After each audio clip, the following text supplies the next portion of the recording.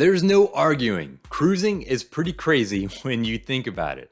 Where else do you take 5,000 people? You put them all on a ship, you take them hundreds of miles around in the water, and then at the end of the week, you pick up a new 5,000 people to do it all over again. The logistics and the dynamics of all of that are mind-boggling, and it leads to some very interesting things that you may not realize about cruising. Let's begin with something that most people don't realize about the occupancy of cruise ships. You've likely seen those internet ads touting unsold last-minute cruise cabins selling for pennies on the dollar. In reality, during normal times, cruise ships sail full. In fact, they sail above 100% occupancy. For a ship's occupancy, it's calculated as each cabin times 2 people. So if there are 2,000 cabins and 4,000 passengers, that's 100% occupancy. But before the pandemic at least, ships sailed well above that level. For instance, Royal Caribbean Group saw a yearly occupancy of 108% in 2019. And that wasn't uncommon. All the major cruise companies have similar figures. That means at least some cabins had more than 2 people in them, such as families sailing with kids.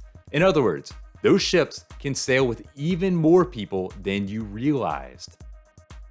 Now, when you get on a new ship, it's no exaggeration that it can feel like a 5-star resort that just happens to float.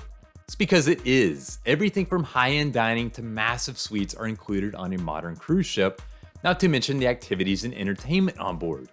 All of that comes with a hefty price tag. Essentially, the floor for a new modern cruise ship is around $1 billion. Price tags for some of the largest ships are said to be closer to $1.5 billion.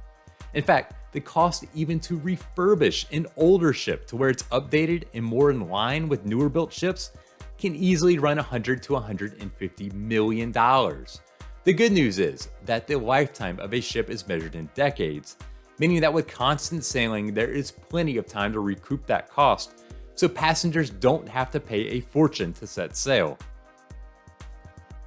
The logistics and scale of operating a cruise ship can be mind-boggling. For instance, feeding more than 6,000 passengers for a week on the biggest ship is no small task. It's not just how many meals have to be made though, but how much food is consumed. Royal Caribbean, they released some statistics about dining on one of its largest ships, Symphony of the Seas. Over the course of a 7-day cruise, passengers on the ship eat 5,300 pounds of bacon. That's more than 750 pounds per day. It's also in addition to 2,100 pounds of lobster tails, 5,000 dozen eggs, and 20,000 pounds of baked potatoes. The amounts are almost too large to comprehend. Maybe that's why Symphony of the Seas also has nearly 1,100 members on its culinary staff. That is a small army, all there to feed a small city. Gone are the days where a cruise ship was designed simply to be the vessel to get you from port to port. Today, the cruise ship is the destination.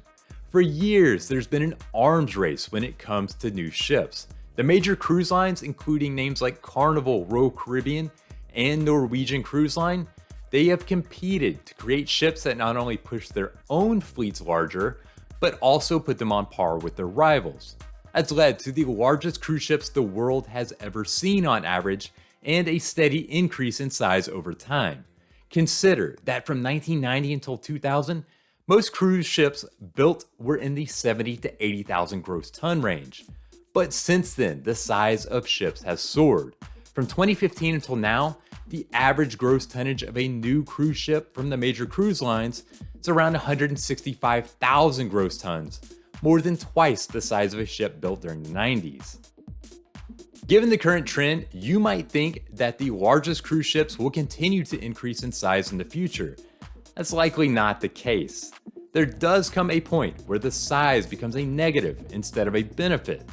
Consider that the Oasis of the Seas, the first of the largest Oasis-class vessels built by Royal Caribbean, was built in 2009, more than a decade ago. Since then, it's had several sister ships built that have been marginally larger at most. However, there hasn't been a significantly larger cruise ship built.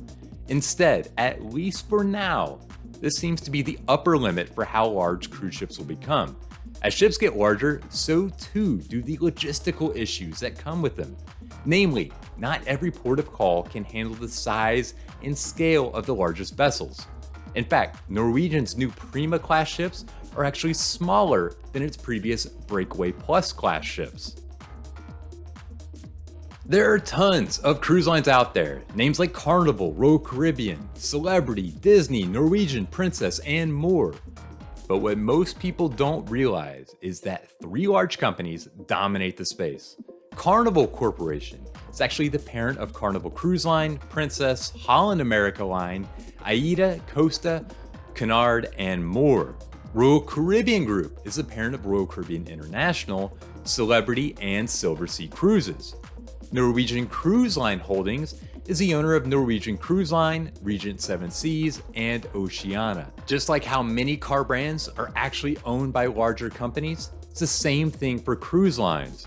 There are some independent lines out there, but if you are sailing a major line, chances are that it's owned by one of these few companies. Now, it's easy to think of cruise lines as being American. For many, they are led by American executives. They have large shoreside operations in the United States.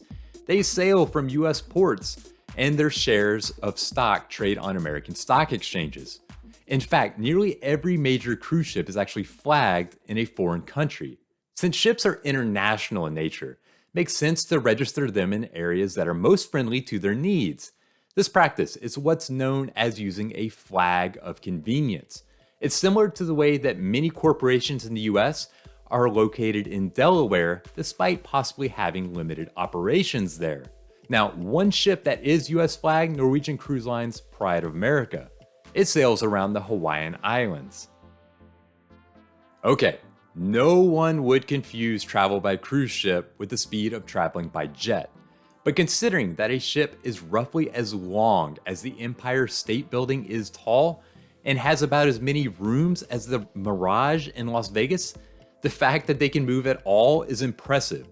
But when you add in the top speed, it's mind-blowing. While speeds will vary from ship to ship, the top cruising speed of many is around 25 miles per hour.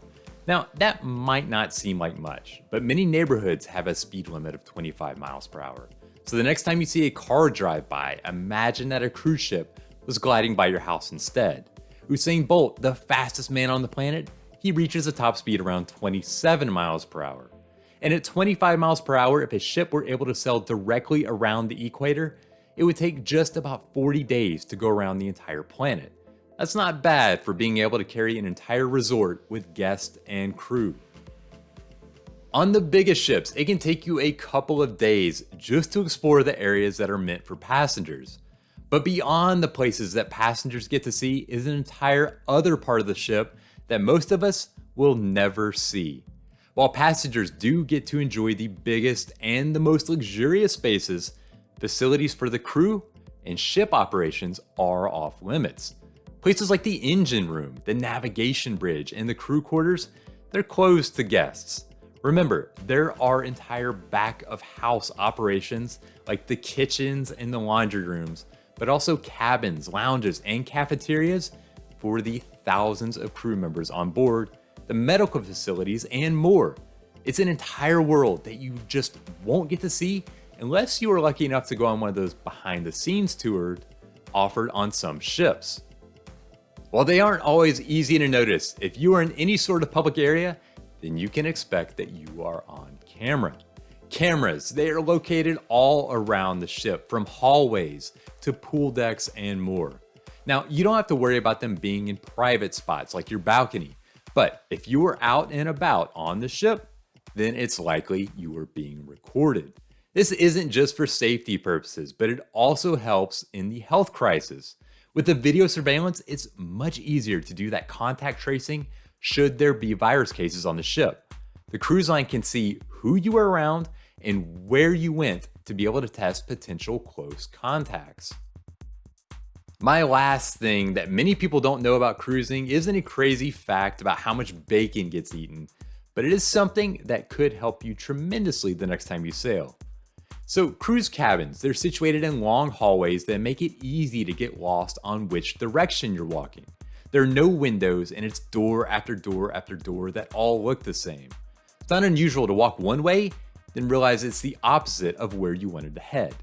But many ships put in hidden clues to help you if you know where to look. Norwegian Cruise Line, they have carpet with little fish on it in the cabin hallways. The fish are always swimming forward. In Royal Caribbean, there are door signs with the ship that face forward or a small arrow pointing forward. And if there's a wave sign on the cabin door, like with some older ships, then the peak of the wave is toward the forward side of the ship. Thanks for watching. I hope you learned a lot from these crazy cruise facts that I just went over. And as usual, be sure to like, subscribe, and you can always find more information about cruising at Cruzely.com. Until next time, happy sailing.